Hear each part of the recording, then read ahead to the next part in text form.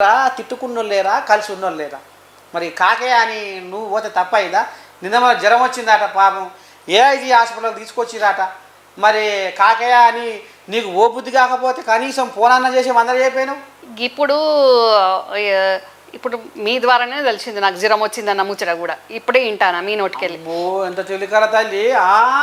తెలియగల తల్లి కాదు, వాస్తవం ఉన్న ముచ్చట చెప్తానా. ఇంకో ముచ్చట చెప్తా.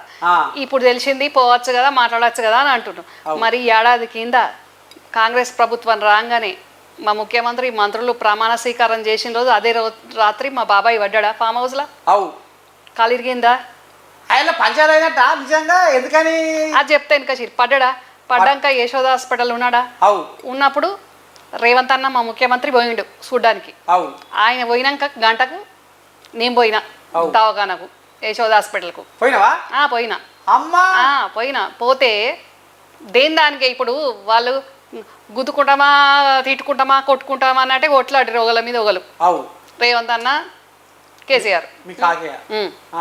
దేంటి దానికే ఉంటుంది. ఒక మనిషి బాగలేడు అన్నప్పుడు నేను ఒక ముఖ్యమంత్రిని, దేని దానికి లడాయి లడాయే, కానీ మానవత్వం ఉండాలి అని మానవత్వం లెక్క